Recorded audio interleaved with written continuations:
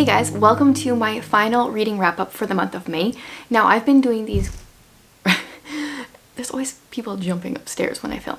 I've been doing these reading wrap-ups weekly in May, and I've been loving that myself.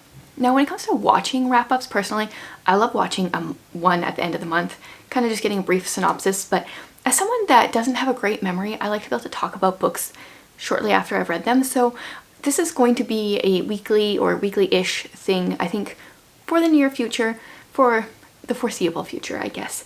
So today I'm going to talk about a DNF that I have, short stories, a couple picture books. I'm not going to share all the picture books that I ever read because I have young kids, we read lots, but there's two that I'm going to share here in particular, and then the other books that I read this month, this last week. Go ahead, and if you haven't watched my other reading updates from the month of May, please go watch those because I have read some excellent books this month. It was such a great reading month. But let's start with my DNF. I DNF'd Newspaper Blackout by Austin Kleon. Now this is just pieces of newspaper that he has blacked out and kind of made into poetry or stories or different things. And I started reading the first few, and while I love his newer books, his Steal Like an Artist and his other books like that, this one just felt a little juvenile for me. There was one called, I think this one was called Gym Class. It's all about, no, it's not called Gym Class. There's one about kind of like the locker room and changing, and it just felt very like, I don't know, not interesting. There might be some better ones in here. I didn't really care to continue. So I'm just going to put this in a little free library and pass it along. So that was my DNF. Could have pushed through, decided not to. For short stories, I guess this will probably be my last short story update for the month of May for the short story readathon. And I feel terrible. I never got to, we were supposed to have a group read of The Secret Life of Walter Mitty, and I requested that the book that story is in back in April from my library, back when we were planning this, and it still hasn't come in. So I do plan on reading that short story when it comes in, but my hold is taking forever for that one. So this week I read a couple of short stories out of The Adventure of the Plated Spoon and Other Tales of Sherlock Holmes. I didn't realize when I bought this that these are all short stories that involve Sherlock Holmes, but most of them are written by other authors. So I didn't read the entire book. I read the first few short stories, have my bookmark. I plan on picking up where I left off next time. So the ones I did read, the first one was J.M. Barrie, The Adventures of the Two Collaborators. And I guess it's so weird to think of that J.M. Barrie, like the author of Peter Pan, it sounds like he was actually friends with Sir Arthur Conan Doyle, and he sent this to him.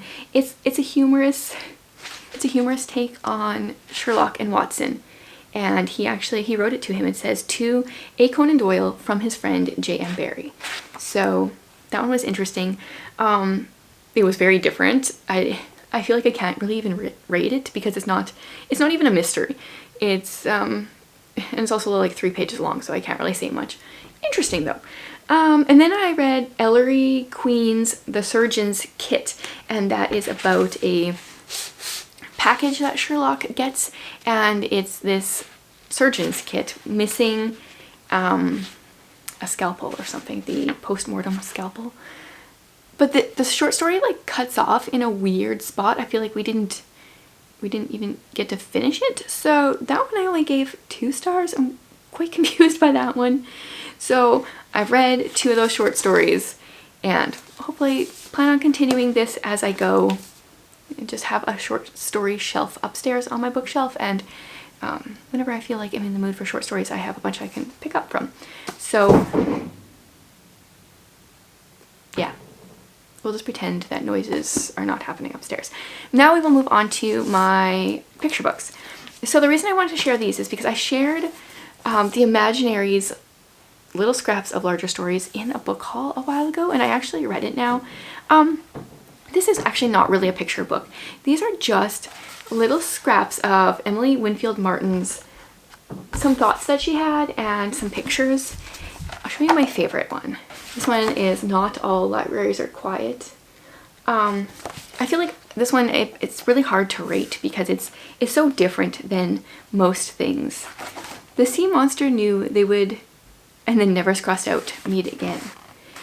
I just like seeing how artists and authors, where their inspiration comes from, what they do with their extra inspiration that maybe doesn't get used for actual stories. She is a favorite artist of mine. This one's really cute. I like this one. Yeah, so it's very different. I probably could have just got this from the library, but now I own it. And then the other one is one that was talked about by someone in my Patreon book club. I think it was in April. And that is Rain Before Rainbows. And this one is such a sweet story. She mentioned that she really liked the illustrator David Litchfield. And this is the first one that I know of that I've read by him. And it's definitely probably written more for adults. I mean, maybe kids can appreciate it, but it's so profound. It says, rain before rainbows, clouds before sun. I'm not going to read the whole thing.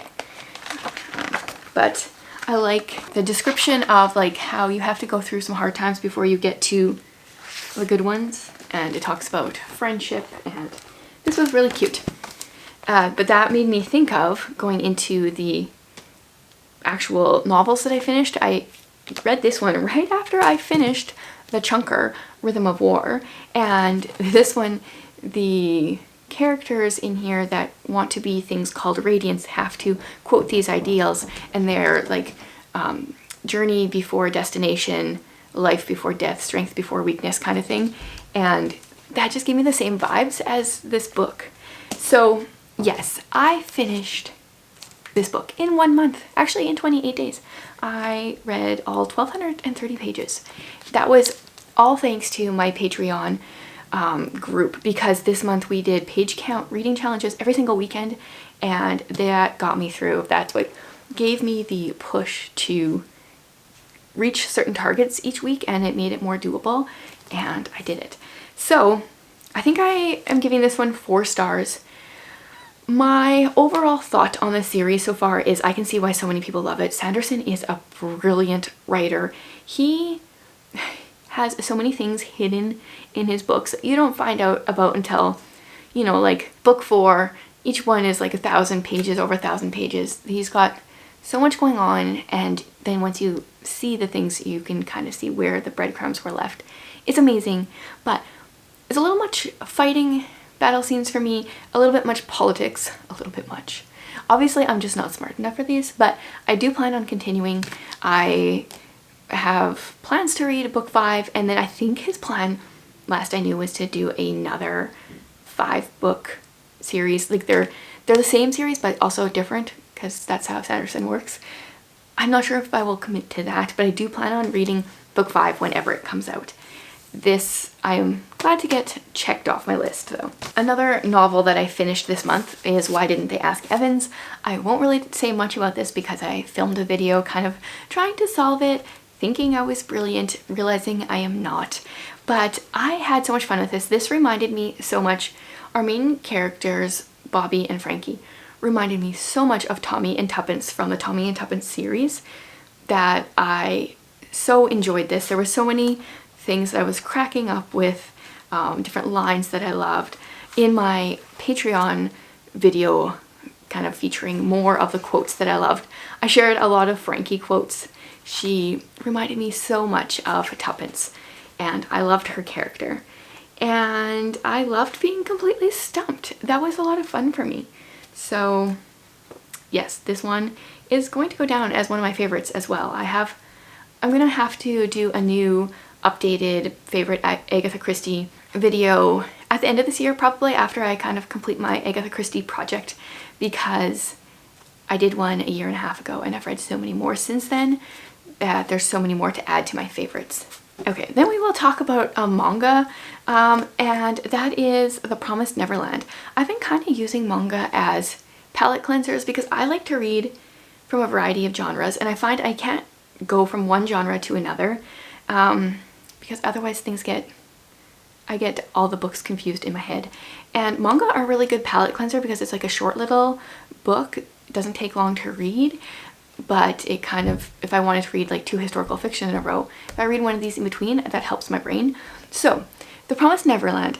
I was told that this series was dark back when I got it out from the library, probably like a year ago, and then I never read it. I got it out again, and oh man, this went places that I had no idea. Wasn't expecting this dark. So it starts out with these kids going to, they live in this like sweet little orphanage. They love the woman who is their mom. They have so much fun. Life is like perfect and ideal, but they're not allowed to leave the perimeter of the place that they live, and it's supposed to keep them safe. And I don't even want to spoil what happens to make it so dark, but it happens on page like 40-ish. Yeah, so like it happens, all you have to read is this much and you get into where it gets dark. I would not recommend this to most people, but I do find the writing fascinating, and I can appreciate people that really surprise you when they're writing. So it's hard to say I enjoyed this, but I found it very interesting. And then the last book that I read this month is Jane of Lantern Hill.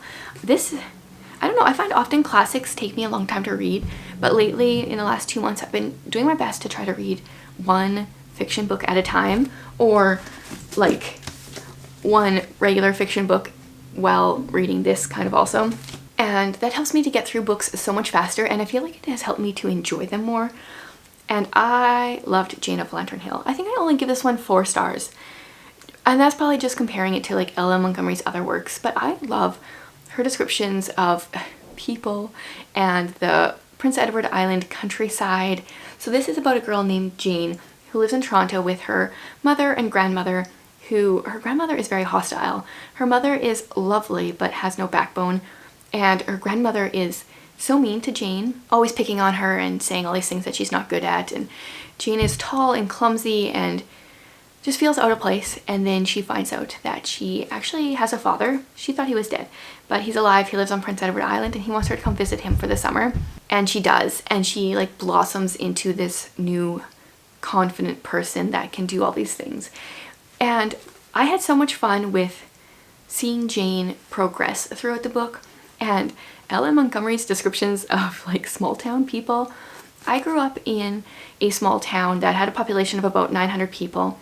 I lived inside the town for like the first 10 years of my life, and then on a small farm just outside of it for the next like 7 years or whatever. And when you read this, you kind of feel like all these people can't be real, but like there are people out there like this that live in these small towns. So many of these stories remind me of things that I've heard of happening in my hometown. So I was like tabbing up all the things. I haven't gone through and highlighted. I was just enjoying it too much to do that at the time, but I do plan on going back. There were so many things that I loved, and there's this one right at the beginning. Jane meets this girl who's having a rough day, and she says, "Can I help you?" And it says, anyone else would probably have said, "What is the matter?" But Jane always wanted to help. And though she was too young to realize it, the tragedy of her little existence was that nobody ever wanted her help. Not even her mother, who had everything heart could wish. There's Jane struggles with reading the Bible. Grandmother always jumps on her when she says things wrong, and you're not supposed to have too much fun and all this. So she doesn't like the Bible. She doesn't like going to church either, because grandmother has ruined it for her. And she says grandmother had to let her alone in church, and if you couldn't be loved, the next best thing was to be let alone. So this just gives you a look into Jane's childhood, her first number of years. And later her father says to her, "Not like the Bible.